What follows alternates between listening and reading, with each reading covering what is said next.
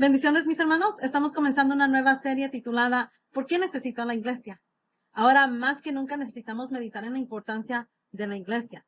Quiero aclarar que estos temas nos están dando para manipularle a regresar. Con todos los reglamentos y advertencias que hay por lo del coronavirus, es mejor quedarse en casa si usted es parte del grupo que tiene más alto riesgo de contagio.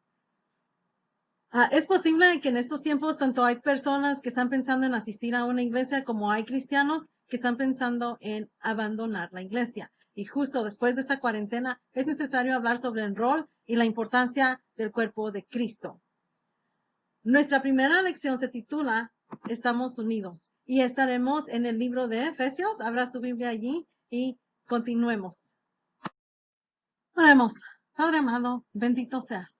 Tú eres nuestra fortaleza, nuestra canción, nuestra salvación, y te damos gracias por este día. En ti nos gozaremos. Perdona nuestras faltas y renueva nuestro espíritu. Ahora que estaremos en tu palabra, rogamos que nos enseñes, que nos des entendimiento de tus mandamientos. Padre, te agradecemos que nos hayas dado este tesoro que es la iglesia, que es el cuerpo de Cristo. Ayúdanos a entender mejor el rol de la iglesia, a valorarla y amarla profundamente. Señor, ayúdanos a como iglesia perseverar. Bendice nuestra iglesia, Señor. En el nombre de Jesús. Amén. En California existe un parque nacional conocido por sus majestuosos árboles redwoods o secoyas.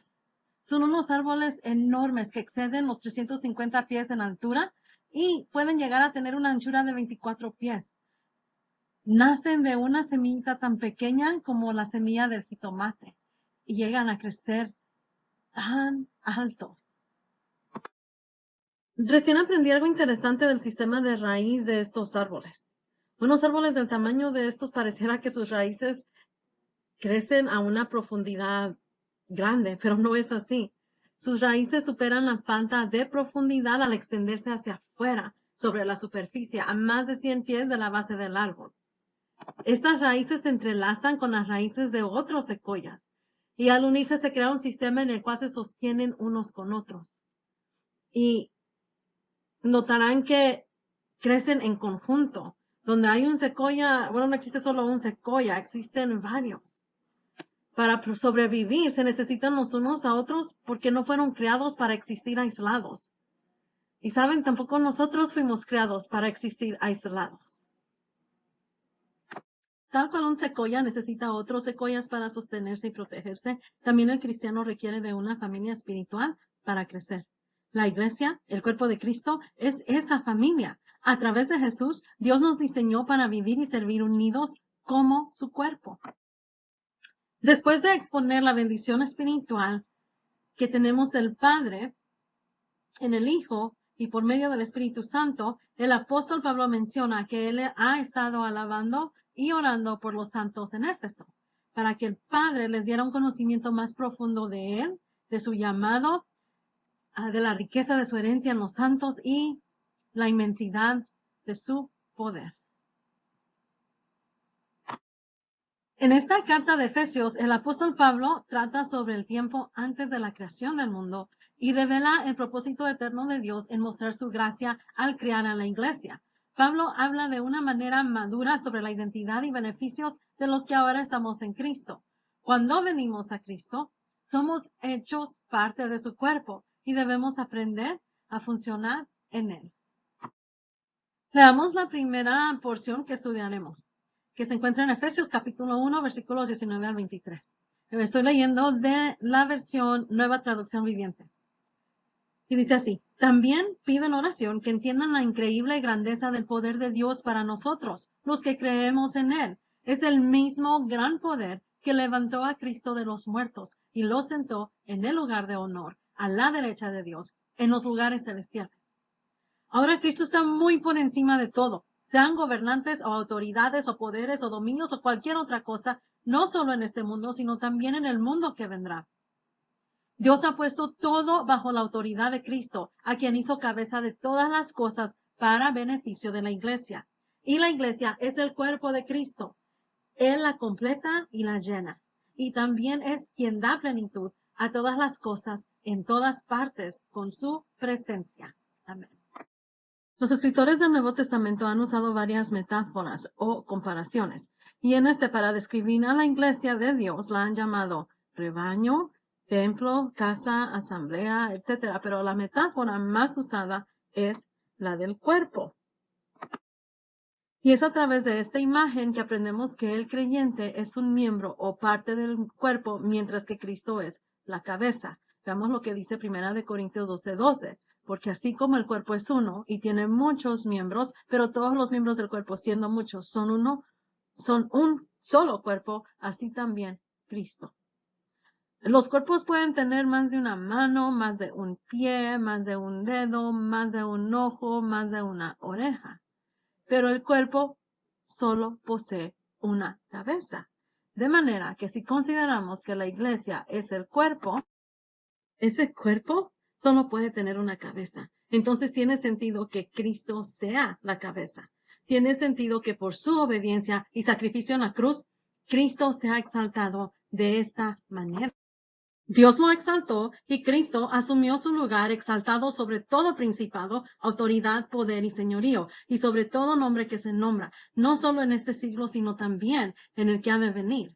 Aquí Pablo menciona 4 poderes cósmicos sobre los cuales Cristo triunfó, los cuales también ha mencionado en 1 Corintios, en Romanos y en Colosenses capítulo 2, versículo 15, vemos la conexión más directa. Allí el apóstol afirma que Jesús derrotó, que despojó a estos poderes cósmicos, que los avergonzó públicamente.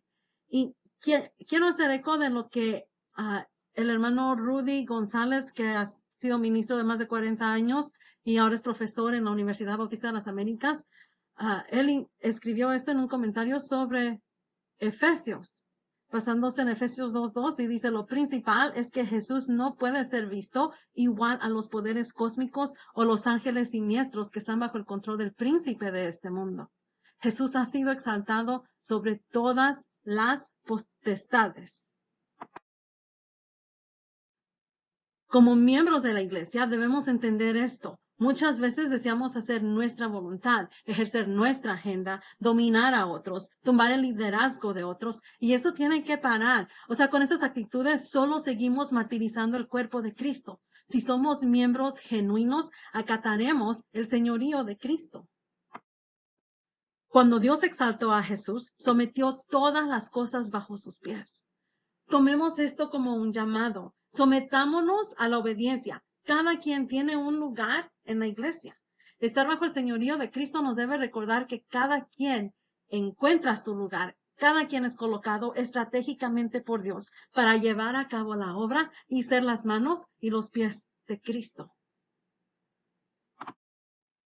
Segundo, estamos unidos por y para Cristo. Vayamos a Efesios capítulo 2, versículos 8 al 10. Estoy leyendo de una Biblia, Nueva Traducción Viviente. Y dice: Dios los salvó por su gracia cuando creyeron.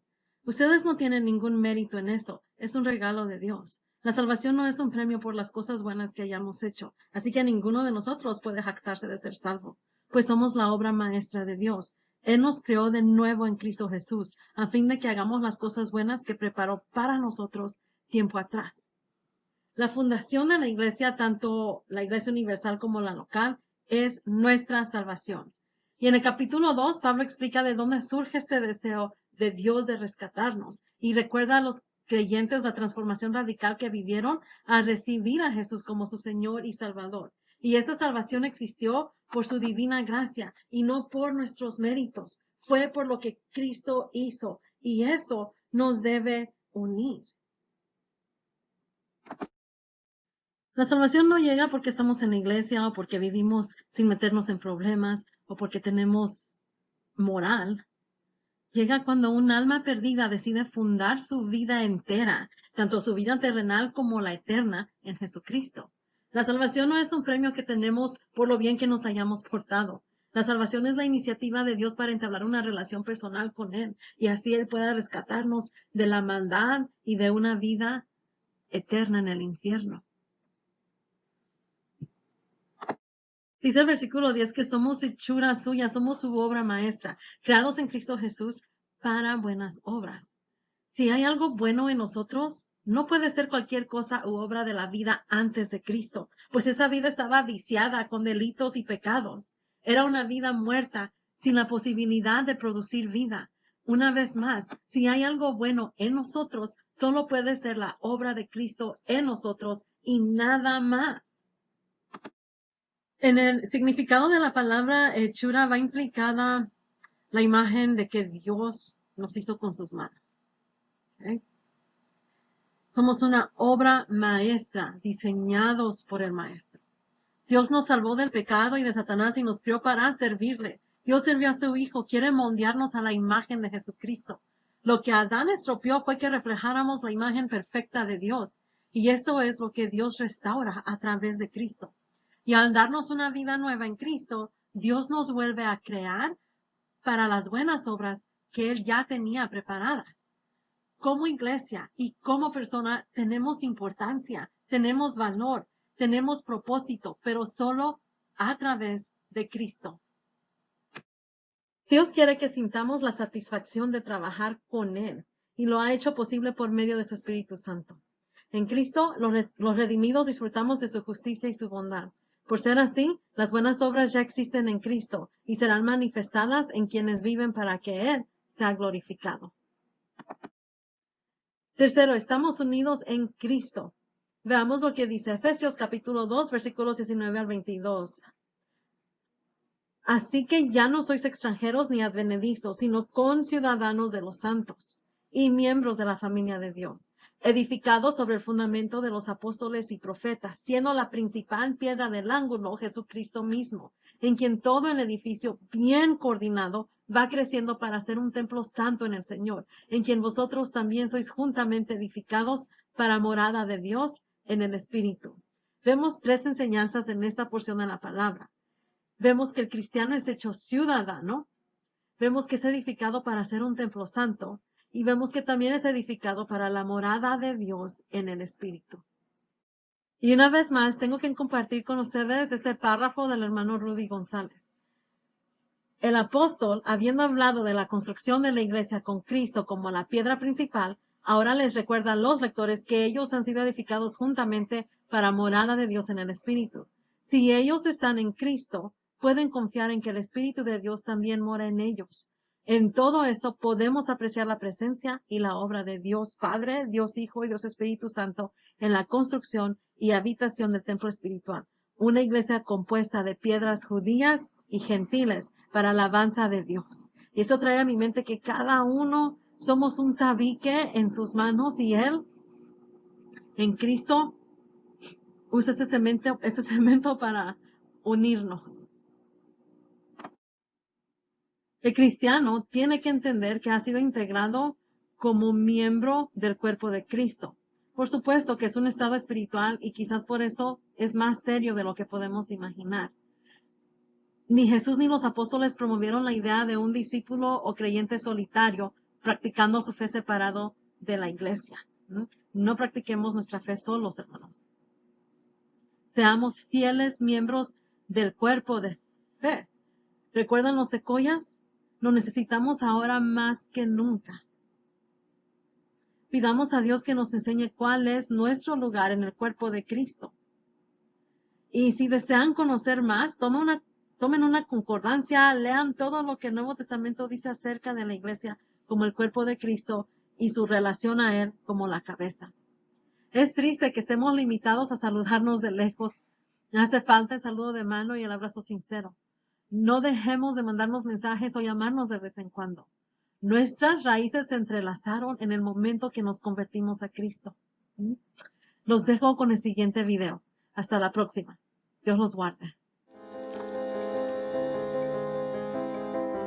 Los secoyas gigantes se encuentran entre los organismos más antiguos del planeta, erguidos a más de 300 pies. Su circunferencia puede alcanzar hasta 60 pies. Algunos de estos árboles antiguos se han mantenido de pie incluso antes del nacimiento de Jesús. Los secoyas no han crecido solos, pues toda su grandeza únicamente aparece en los bosques, nunca en solitario. En ocasiones olvidamos esto. Nos necesitamos unos a otros para crecer. Todos bebemos de la misma fuente, pero juntos podemos beber de manera más profunda. Nos necesitamos los unos de los otros.